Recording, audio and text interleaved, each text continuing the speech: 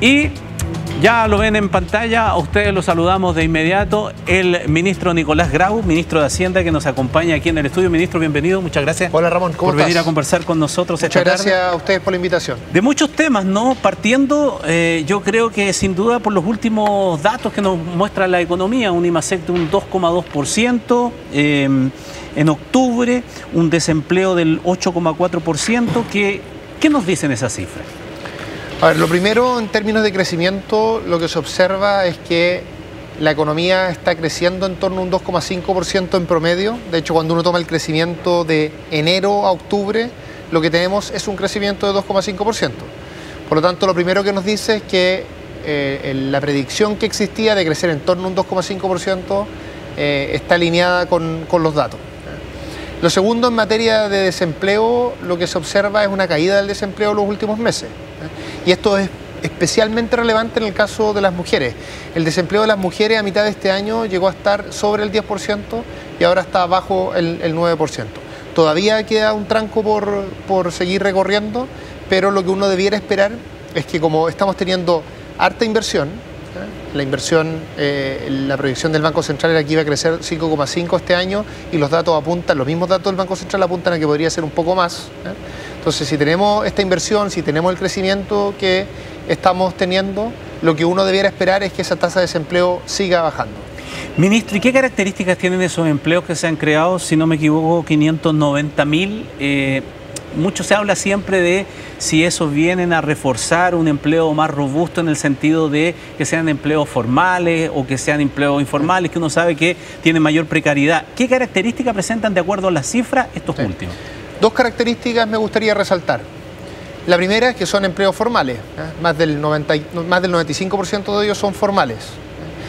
Y eso tiene como expresión o como consecuencia que el nivel de informalidad de la economía antes de la pandemia llegó a estar en torno al 29%, hoy día es 26,2%. Es decir, tenemos una menor informalidad de lo que teníamos antes. Por supuesto, un 26% todavía es algo que debiéramos bajar, pero estamos en un nivel lo más bajo, si uno no cuenta la pandemia, que por razones de datos estadísticos, digamos, se tuvo en una informalidad incluso menor, pero este es el valor más bajo que hemos tenido en nuestra historia desde que tenemos datos de informalidad. Eso es lo primero que creo que es importante de resaltar en materia de empleo. Y lo segundo es que el grueso de ellos son asalariados privados. Privados. Privados. Yeah. Es decir, generación de empleo que tiene que ver justamente con la mayor inversión que estamos teniendo en nuestro país. Datos que vienen a respaldar lo que decía yo un poco allí al principio, en este resumen que dábamos muy apretado de, por ejemplo, el encuentro en la SOFOFA, organizado por la SOFOFA en el día de ayer, en donde el presidente reitera esto de que Chile no se está cayendo a pedazos. Las cifras contrastan con la realidad o la visión, o es el momento político, cree usted, ministro, lo que hace que haya tanta divergencia entre cifras, evaluaciones, lo que usted acaba de decir, y un sistema o una percepción de pesimismo que ha estado presente durante todo este último tiempo? Lo primero que yo diría es empatizar con quienes nos están viendo. La economía chilena todavía tiene que mejorar, todavía hay que generar más empleo y todavía hay muchas familias que les cuesta llegar a fin de mes. Eso es una realidad. Pero también es cierto que hemos mejorado. Hemos mejorado desde el inicio del gobierno. Bajamos la inflación, bajamos los problemas de cuentas externas que teníamos, se ordenó las finanzas públicas. Este gobierno va a ser el que tenga un menor aumento de la deuda pública desde el primer gobierno de la presidenta Bachelet, es decir, entre el 2006 y el 2010. Estamos creciendo más de lo que se esperaba, se han creado cerca de 600.000 empleos, ha aumentado la inversión, hemos además logrado pasar reformas, se logró pasar el royalty, que son más recursos para todas las chilenas y los chilenos, al mismo tiempo que se logró aumentar la inversión en minería. Entonces, la verdad, Ramón, es que cuando uno ve los datos, lo que se observa, y se redujo la pobreza, eso me faltaba decir nada más, se redujo la pobreza al valor más bajo que hemos tenido en nuestra historia. Entonces, cuando uno ve los datos, es cierto que todavía queda mucho por hacer. Nuestra economía, que esté creciendo en torno al 2,5%, no es suficiente, hay que trabajar para que crezca más, y por eso que, entre otras cosas, hicimos la reforma de los permisos sectoriales. Pero la idea de que la economía chilena se cae a pedazos es algo que cualquier persona extranjero que viera nuestros datos no entendería dónde está el debate en Chile a propósito de esto. Yo creo que en esto, Ramón, invito a quienes puedan hacerlo, probablemente esto está en algunas plataformas, en YouTube, que vean el discurso de la presidenta de la SOFOFA, para que no vean solo el discurso nuestro, porque es normal que el gobierno haga una defensa de su gestión. Eso lo van a hacer todos los gobiernos.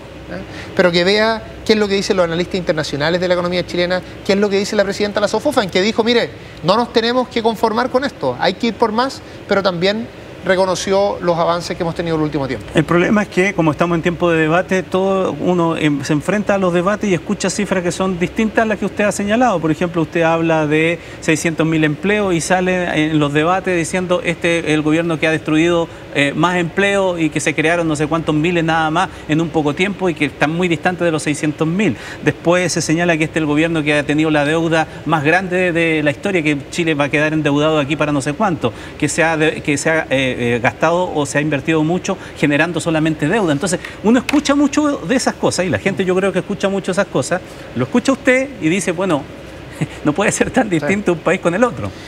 Bueno, yo diría dos cosas. Primero, es que en esto hay un rol muy relevante de la prensa, porque quienes ven, por supuesto, dirán, oye, el gobierno dice una cosa, un candidato o la oposición dice otra, ¿a quién creerle?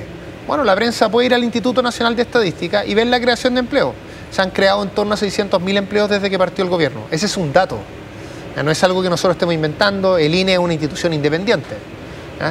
Pueden ver la deuda pública. Cuando decimos que la deuda pública durante nuestro gobierno va a haber crecido en el menor valor desde el primer gobierno de la presidenta Bachelet, de nuevo, eso es un dato. Entonces, yo creo que en el debate público es legítimo que existan distintas opiniones, pero no que existan distintos datos. Y allí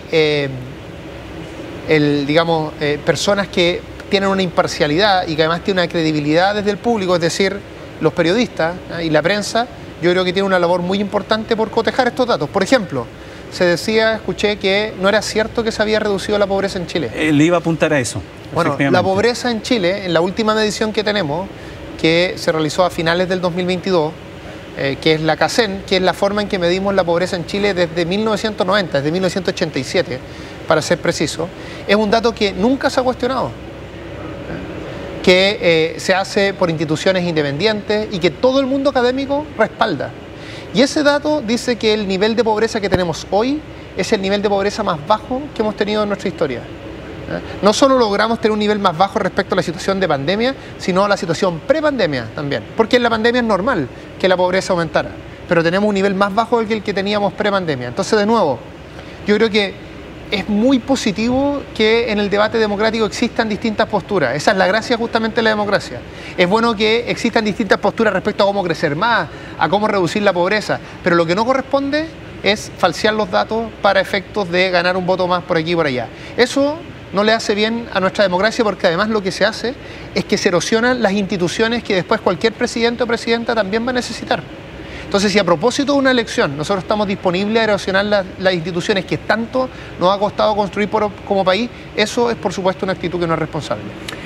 Ministro Nicolás Grau, sobre el presupuesto, al final hubo tanta tirantez en aquello, incluso antes de que se presentara una discusión pública muy polémica, pero al final termina resolviéndose esto incluso antes de los plazos. A nosotros incluso nos extrañó un poco que la votación al final fuese tan rápida y no en los parámetros tal vez como habían sido otro tipo de presupuesto. A veces uno se pierde en el debate. Bueno, había tanta complicación que se resuelva así, es porque al final termina imponiéndose el gobierno y la oposición dice, bueno, ya, ok, está bien, ya aprobemos el presupuesto, o hay otra explicación para aquello, porque de nuevo, tal vez relacionándolo con lo anterior, se habla mucho, se discute mucho, pero luego se resuelve rápido. Bueno, lo primero que yo diría, Ramón, que esta es una buena noticia. Es una buena noticia en dos dimensiones. Primero, porque llegamos a un acuerdo amplio. La última votación de presupuesto, que es la votación de la comisión mixta, que es lo que representa la mayor divergencia que hubo, se resolvió en el Senado 27 votos a favor, 1 en contra. Es decir, un acuerdo muy amplio con todos los sectores políticos. Y eso es bueno, porque además este va a ser un presupuesto que, sea cual sea la candidata o el candidato que se elija, no va a ser implementado el grueso de él por esta administración y tampoco por este Congreso. Entonces, los dos que participamos no necesariamente vamos a ser protagonistas de lo que viene después, porque sea cual sea la candidata o el candidato van a ser equipos distintos. Entonces es muy bueno que hayamos logrado un acuerdo muy amplio. Y lo segundo es que el contenido del acuerdo es positivo. Aquí tenemos un presupuesto que yo lo he dicho en otros lugares, que es, a mi juicio, mejor que el presupuesto que nosotros ingresamos, porque aquí se fortaleció la lucha contra el crimen, más de 5.000 millones de pesos para aquello, se incluyeron más recursos en salud, en particular en la atención primaria rural, más recursos para la Contraloría, que jugó un rol muy importante de fiscalización en nuestra sociedad, más recursos para construir más viviendas sociales, se pasaron de 25.000 a 40.000 subsidios, más recursos también para educación, para los programas de la Junaep, para los computadores que reciben los niños y las niñas, para los programas de Junaep que ayudan a que los niños y las niñas estén en una buena situación en términos de, en una situación médica, que puedan tener solucionados sus problemas de vista, todas las dificultades que finalmente hacen más complejo el proceso de aprendizaje. Todo eso se mejoró en el presupuesto. Entonces, yo sé que hubo un debate al principio que trató sobre otros temas, a temas más políticos, más generales. Así es. Pero al final, en conjunto con la oposición y con el oficialismo, nosotros hicimos, entre cambios y acuerdos, más de 80 cambios al proceso, a la ley de presupuesto. Y todos ellos para mejorar una ley de presupuesto que tenga un foco aún más hacia lo social, e hicimos todo esto sin aumentar el gasto. Esto es bien importante porque a veces a uno le pueden hacer, como ministro de Hacienda, muchas solicitudes de mejorar esto, mejorar lo otro, y si uno todo lo hace simplemente aumentando el gasto, lo único que está haciendo es comprometer la posibilidad de, digamos, comprometer las finanzas públicas de generaciones futuras. Entonces, haber hecho todos estos cambios con acuerdo amplio y mejorando lo social, pero sin aumentar el gasto, sino que haciendo reasignaciones, yo creo que es un éxito, y no es un éxito en particular del gobierno, es un éxito del sistema político, porque en esto concurrió el Parlamento y por supuesto también el gobierno. Ante la crítica, y yo diría que también todavía advertencia con vistos de amenaza de algún parlamentario que le escuché que dijo, vamos a ver si las estimaciones de gastos y de ingresos están bien hechos, porque si no, el ministro Grau incluso lo podemos acusar constitucionalmente el próximo año, después que deje el cargo. O sea, todavía esto no está en ejecución ni nada, y sí, ya está la advertencia sobre usted, sobre su ejecución. ¿Qué le parece aquello? Porque tal vez hay que guardar las declaraciones de hoy día, esto lo vamos a saber el próximo año. ¿Hay alguna aprehensión de su parte respecto de esas advertencias que se hacen y se sigue señalando de que este presupuesto ya, ok, se acuerda, pero se siembran las dudas respecto de las bases sobre el que está construido? A ver, lo primero que yo diría, Ramón, es que el manejo de las finanzas públicas del gobierno, tanto en lo que a mí me ha tocado como también lo que le tocó al ministro Marcel, que hizo una muy buena gestión, ha sido un manejo que cuando uno lo ve en los datos de nuevo, demuestra una mejora considerable respecto a la situación que teníamos antes. Solo dos datos al respecto que en parte ya comentaba. Lo primero, el menor aumento de la deuda pública desde el primer gobierno del presidente Bachelet. Y segundo, cuando uno ve el gasto, el aumento de gasto promedio que nosotros hemos tenido durante esta administración ha sido de en torno al 2,4%. Esto es la mitad de lo que se estaba haciendo en administraciones anteriores. Por lo tanto, hemos hecho un esfuerzo muy grande de contener el gasto. Al mismo tiempo que hemos aumentado más de 4.000 millones de dólares el gasto en salud. Y la gente se preguntará, bueno, pero ¿cómo hicieron esto? ¿Cómo aumentan menos de lo que se aumentaba antes y hacen un aumento tan grande en salud? Bueno, porque pasamos el royalty, logramos un acuerdo en torno a eso, la ley de cumplimiento tributario, que también nos permite tener más recursos, y además hicimos un gran esfuerzo de reasignación. Es decir, movimos recursos de temas que a nuestro juicio eran menos prioritarios y lo movimos a temas más prioritarios, que son justamente los temas que la ciudadanía más valora. Aumentamos el gasto para la lucha contra el crimen organizado, aumentamos el gasto en salud, en vivienda, en educación. Todo eso se hizo durante este gobierno. Entonces, así como lo hicimos para este presupuesto, también hemos hecho una estimación seria tanto de los ingresos como también nuestros compromisos de gasto para la administración que sigue, y yo por supuesto estoy tranquilo respecto al trabajo realizado y me quedo además en los hechos concretos. Y los hechos concretos es que logramos un acuerdo muy amplio con la oposición, lo que de mi lado, lo único que queda en eso es agradecer por la generosidad que se tuvo en el debate parlamentario. Ministro, lo último antes que se me acabe el tiempo, pero respecto a un tema de contingencia que es lo de la megatoma. Ayer el ministro presentó este programa que incluye una expropiación con fines habitacionales. La pregunta es de dónde sale la plata para financiar esa expropiación, porque se habló de 11.000 millones de pesos para la compra de esas 100 hectáreas y uno revisando ve que eso es mucha plata si uno lo cruza precisamente con el presupuesto de la Nación aprobado para el próximo año para el programa de asentamientos precarios. O sea, ¿se va a gastar toda la plata o buena parte de esa plata en eso o sale de otro lado? Lo primero que yo diría para tener una perspectiva de esto es que el aumento del presupuesto de vivienda para el próximo año es en torno a los 600 millones de dólares. Ya. Es decir, un monto muy superior a lo que estamos conversando acá. Por supuesto, tiene muchos fines diversos, pero solo para dar una perspectiva del presupuesto general.